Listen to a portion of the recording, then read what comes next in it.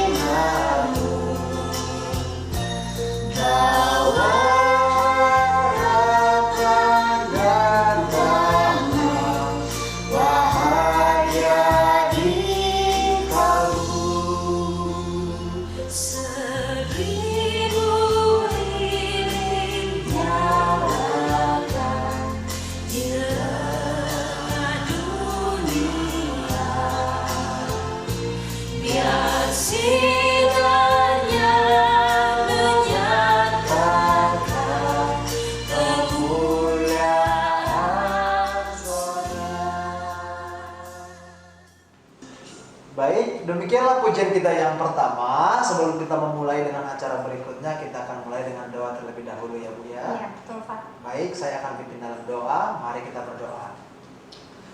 Tuhan, terima kasih untuk pagi hari ini. Kami, keluarga besar SDH Bogor Senior School, punya kesempatan untuk merayakan kelahiran Tuhan. Walaupun di tengah pandemi dan terbatas oleh layar dan juga jarak yang sangat jauh di antara kami ya Tuhan. Biarlah kiranya itu tidak menjadi penghalang bagi kami untuk menikmati kasih Tuhan. Tuhan, acara singkat kami serahkan kepada-Mu saja. Biarlah Tuhan yang menyertai kami. Dalam nama Tuhan Yesus kami berdoa. Amin.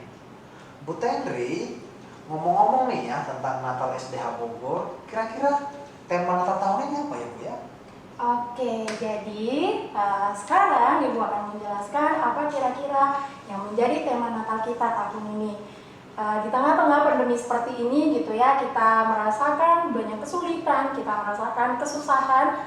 Bukan hanya anak-anak saja yang merasakan kesulitan ini, tidak hanya juga kita sebagai guru, tapi hampir semua yang di tengah-tengah pandemi ini pasti akan merasakan kesulitan, kesusahan. Nah, bagaimana kedatangan Tuhan ke dunia mengingatkan kita kembali bahwa kita memiliki pengharapan. Memiliki pengharapan di mana? Kita memiliki pengharapan di dalam Tuhan saja. Jadi, tema Natal tahun ini apa Pak? He is our hope. Ya, seperti kita tahu bahwa SDH Bogor itu percaya bahwa ketika Tuhan menghadirkan kita ke bumi ini, Tuhan tidak pernah berjanji bahwa kehidupan akan semakin mudah. Tidak pernah. Apa yang Tuhan janjikan sebagai pengharapan kita? Bahwa Dia berjanji Dia akan selalu menyertai kita. Terus, kenapa ya SDH Bogor memilih tema kita itu He is our hope, Jesus is the only hope? Kira-kira kenapa ya Bu ya? Jadi kenapa tahun ini kita mengambil tema He is our hope? SDH Bogor berharap bagaimana kita merayakan kedatangan Tuhan Yesus ke dunia sebagai satu-satunya harapan kita di tengah-tengah keberdosaan kita. Dia rela datang ke dunia untuk menebus kita. Kita juga mengingat kembali bahwa di tengah kesulitan kita harus tetap berharap kepadanya. Seperti itu, Pak. Artinya adalah bahwa memang Tuhan sudah berfirman, tidak ada satu hal pun di bumi ini, tidak ada satu orang pun yang layak menjadi pengharapan kita selain Tuhan Yesus. Oke, kalau begitu kita akan menaikkan pujian kita yang kedua sebelum firman Tuhan ya Bu Iya, ya. betul. Kita akan ada renungan hari ini, tapi sebelumnya kita akan menaikkan pujian kita yang kedua, yaitu O Kota Mungil Bethlehem. Bintang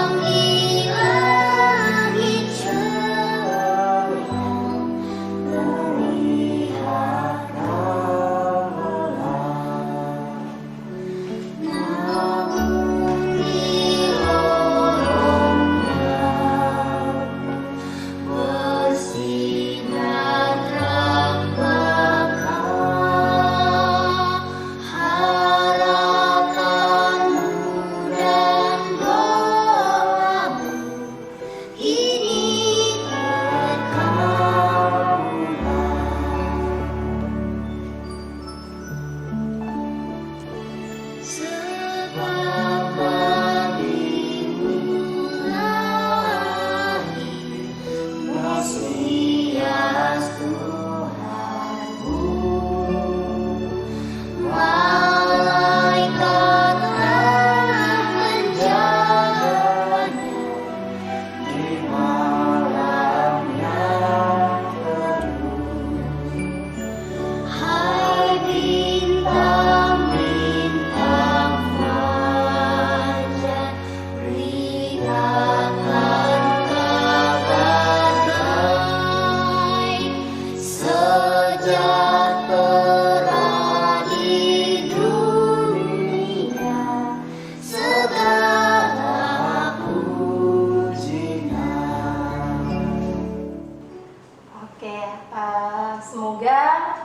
lagu pujian tadi itu semakin memberikan kita semangat untuk menanti kedatangan Tuhan.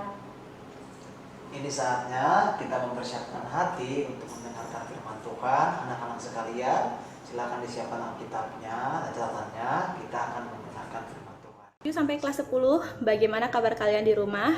Saya harap kita masih terus diberkati Tuhan dengan kesehatan, dan saya harap juga kalian di rumah juga masih, walaupun di rumah tetap terus menjalankan protokol kesehatan ya, rajin cuci tangan ya, pastikan kalau keluar rumah kalian harus selalu memakai masker dan jaga jarak dengan orang-orang di luar supaya kita juga tidak menjadi media dari penyebaran virus corona ini. Nah, bersyukur ya jika sampai saat ini kita masih diberikan anugerah dan juga berkat Tuhan untuk sekali lagi bisa menikmati momen Natal meskipun di tengah kondisi dunia yang mungkin tidak menentu akibat dari pandemi COVID-19 saat ini.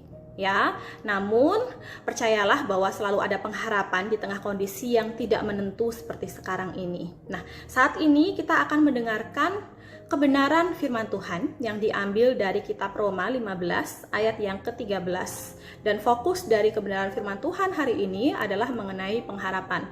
Sesuai dengan tema yang sudah diambil oleh panitia Natal, yaitu He is our hope. Dan biarlah nanti melalui penyampaian firman Tuhan hari ini kita benar-benar bisa mengerti pengharapan apa yang sudah Tuhan nyatakan di dalam kehidupan kita. Tapi sebelumnya mari kita berdoa. Tuhan Yesus, Allah Bapa kami bersyukur Tuhan untuk penyertaan Tuhan di dalam kehidupan kami. Jika sampai saat ini Tuhan masih berikan lagi kami kesempatan untuk kami boleh menikmati momen Natal, merayakan Natal bersama dengan teman-teman kami di Sekolah Dian Harapan Bogor Tuhan. Dan biarlah Tuhan, meskipun kondisi saat ini mungkin tidak sesuai dengan apa yang menjadi ekspektasi kami Tuhan, tapi kami boleh terus percaya bahwa kasih setia Tuhan juga tidak akan pernah berhenti di dalam kehidupan kami.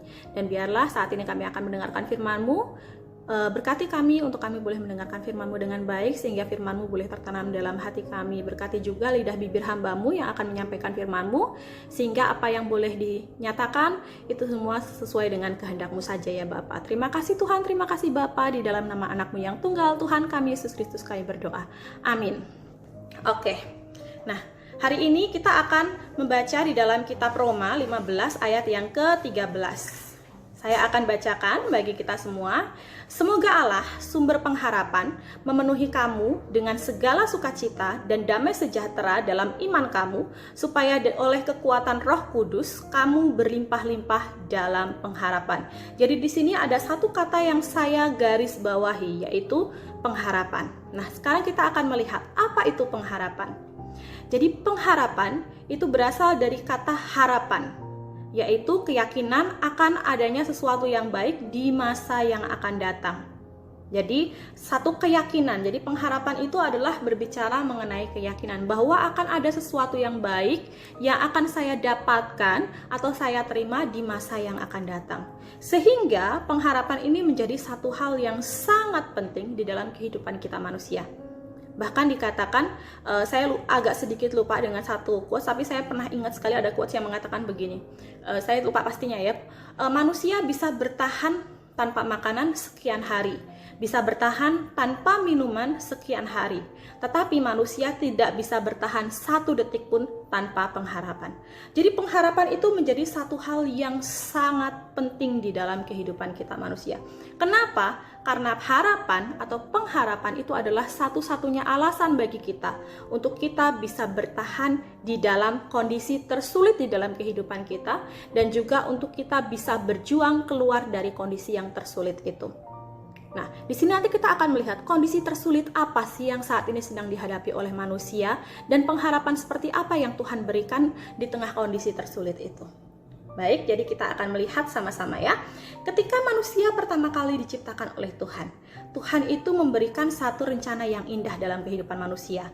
Ya, bahwa Tuhan akan menciptakan manusia dan membuat manusia hidup bersekutu dengan Allah. Artinya hidup bersama dengan Allah. Maka manusia diciptakan dengan sangat istimewa. Apa yang menjadikan manusia itu istimewa? Yaitu manusia diciptakan segambar dan serupa dengan Allah. Maksudnya apa? Ketika Tuhan menciptakan kita, Tuhan mengharapkan bahwa kita ini mampu merepresentasikan citra kemuliaan Allah itu sendiri. Artinya kita juga mampu menjadi wakil yang memancarkan bagaimana karakter Allah yang seharusnya.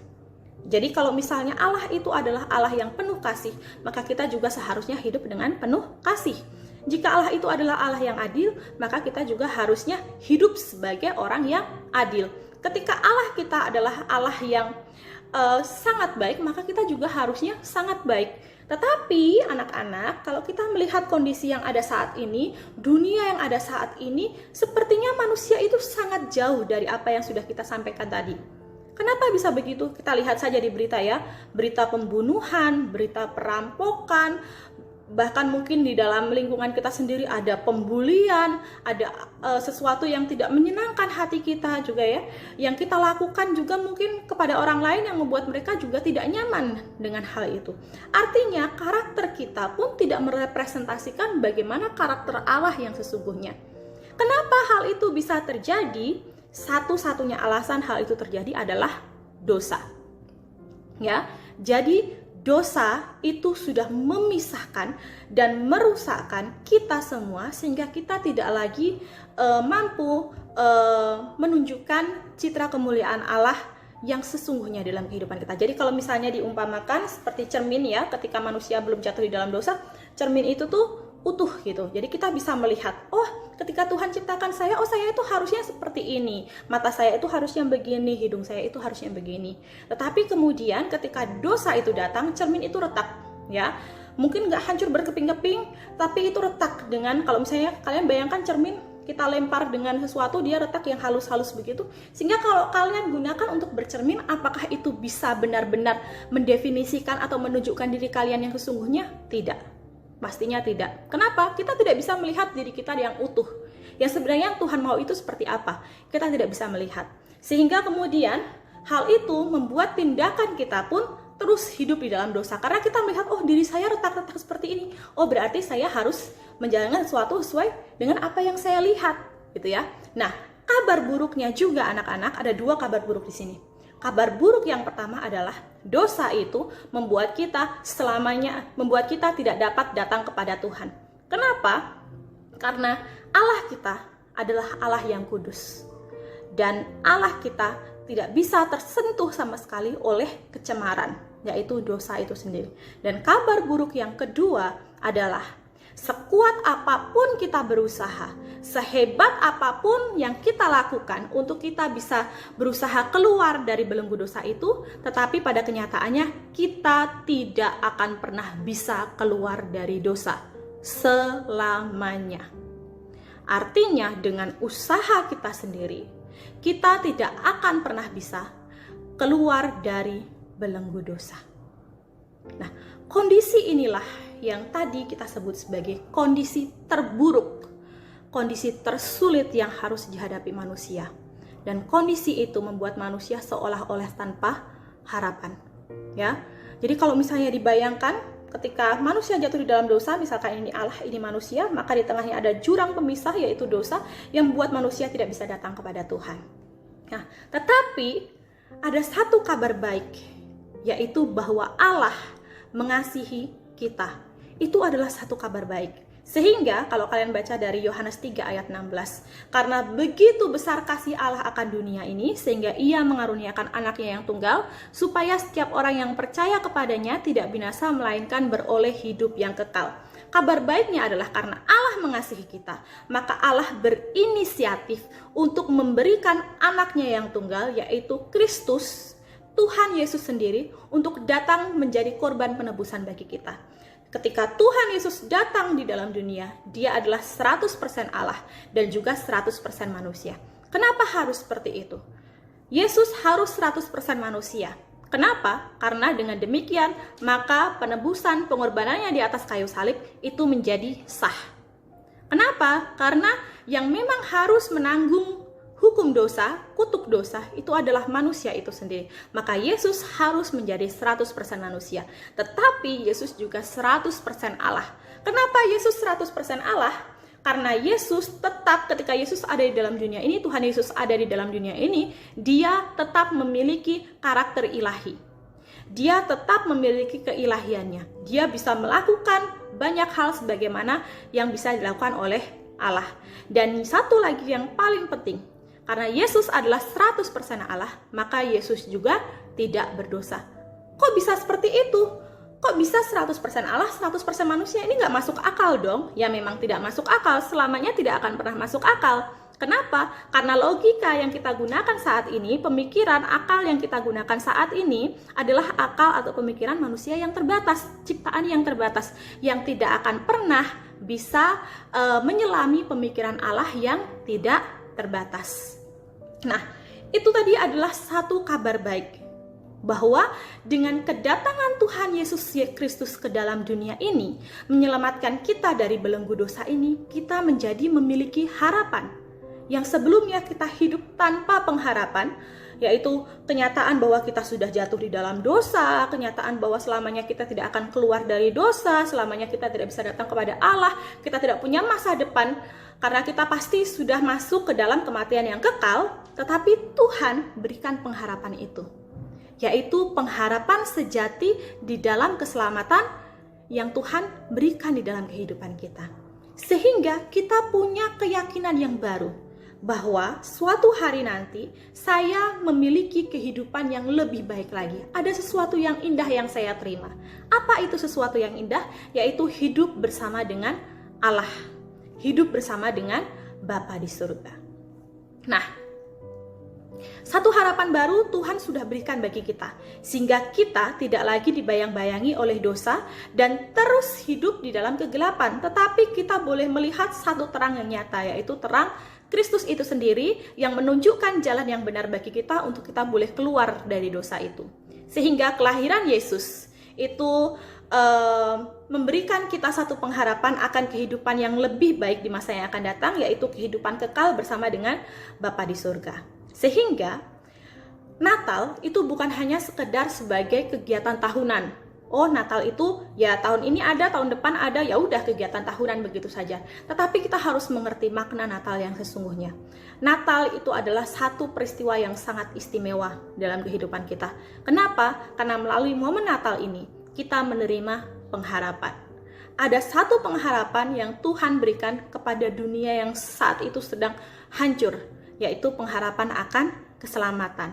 Keselamatan di dalam Tuhan Yesus Kristus sendiri. Ya, sehingga Natal seharusnya kita maknai dengan tepat, bukan hanya sekedar hingar-bingar, bukan hanya sekedar datang ke gereja ibadah sudah, tetapi kita juga harus mengerti, sehingga setiap kali momen Natal kita harus terus merefleksikan bagaimana kita menerima Yesus dalam kehidupan kita, bagaimana kita menerima keselamatan di dalam kehidupan kita.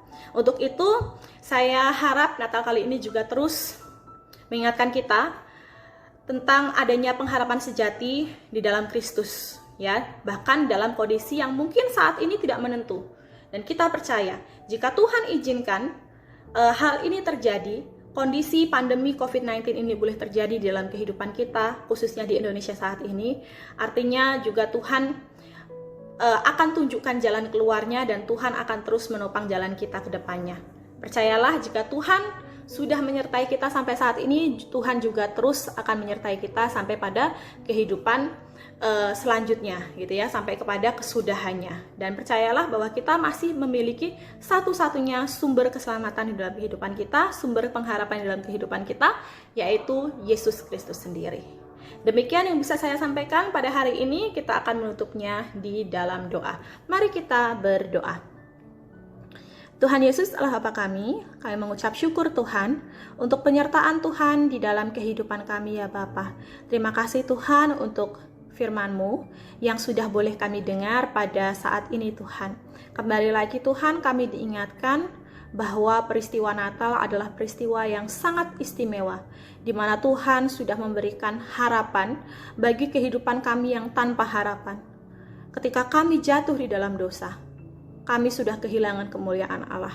Kami tidak mampu datang kepada Tuhan. Kami terus hidup dalam bayang-bayang maut. Sehingga hidup kami tidak memiliki pengharapan. Tetapi karena Engkau begitu mengasihi kami Tuhan, Engkau memberikan pengharapan itu di dalam kehidupan kami. Sehingga kami boleh menerima keselamatan di dalam Engkau ya Bapa. Dan biarlah Tuhan, kasih setiamu Tuhan terus menopang di dalam kehidupan kami. Kami tahu Tuhan kondisi saat ini sangat mengerikan dan membuat kami kehilangan pengharapan, tetapi kami percaya Tuhan terus menopang kehidupan kami, Tuhan terus pegang tangan kami sehingga kami boleh melalui semuanya dengan baik ya Tuhan. Berkati tenaga medis dan orang-orang di luar sana yang saat ini sedang berjuang Tuhan, supaya pandemi ini segera berlalu Tuhan. Biarlah Tuhan yang berikan hikmat, berikan kekuatan, penghiburan di dalam diri mereka Tuhan, untuk mereka boleh melalui ini semua juga dengan baik, sehingga kami seluruh umat manusia di seluruh dunia ini Tuhan dapat segera terbebas dari pandemi virus COVID-19 ini ya Bapa. Terima kasih Tuhan, terima kasih Bapa. Kami serahkan semuanya ke dalam tangan-Mu, di dalam nama anak-Mu yang tunggal, Tuhan kami Yesus Kristus. Kami sudah berdoa dan mengucap syukur. Amin. Terima kasih, Tuhan Yesus memberkati dan selamat Natal. Ya anak-anak, demikianlah firman Tuhan di pagi hari ini. Untuk menutup rangkaian ibadah kita di pagi hari ini, kita akan menaikkan satu lagi pujian ya Bu ya. Iya, kita betul. mau menyanyikan pujian apa ya? Jadi kita akan sama-sama bernyanyi bagaimana kita merenungkan kedatangan Tuhan ke dunia dengan bernyanyi Natal di hati.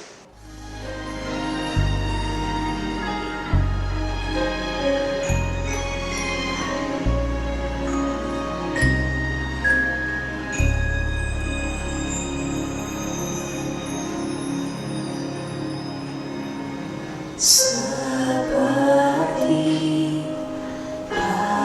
bunga, layakkanlah hatimu menyambutmu Tuhan.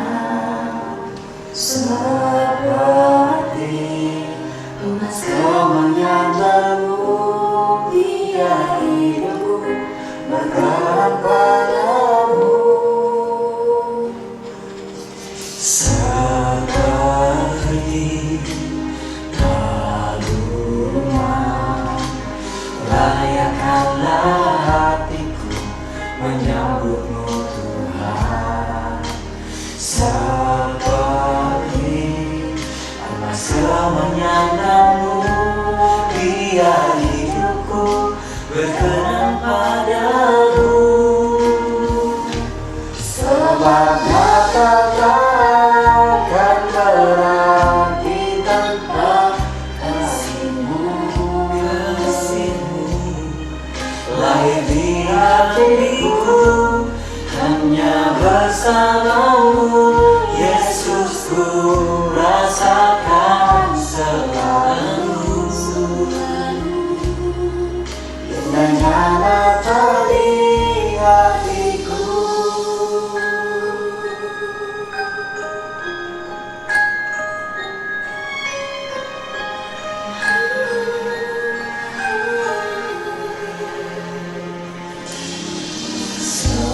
Seperti panggilan,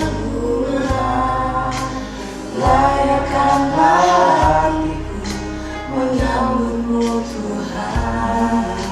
Seperti emas menyandangmu, biar hidupku berkenan padamu. Sebab Natal takkan berarti tanpa kasih-Mu. Lahir di hatiku hanya bersamamu, Yesus, ku rasakan selalu. Indahnya Natal di hatiku. Bersama haruan suara surga ku bernyanyi, kemuliaan di tempat lahan ini. Damai sejahtera di antara manusia, yang hidupnya berkenan kepadamu. Sebab Natal takkan berarti tanpa kasih-Mu. Lahir di hatiku hanya bersamamu, Yesus, ku rasakan selalu. Indahnya Natal di hatiku.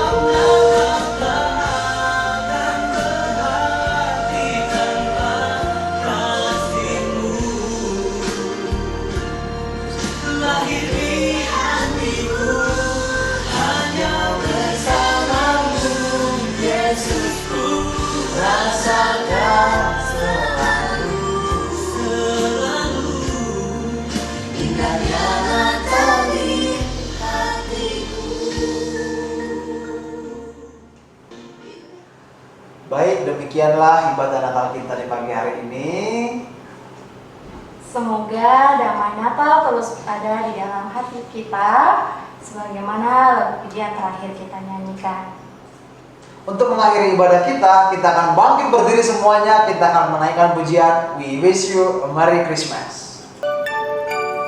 We wish you a Merry Christmas. We wish you a Merry Christmas. We wish you a Merry Christmas and a Happy New Year. Good tidings we bring to you and your friends. We wish you a Merry Christmas and a Happy New Year. Bring us something good, bring us something good. Oke, we wish you a Merry Christmas and Happy New Year.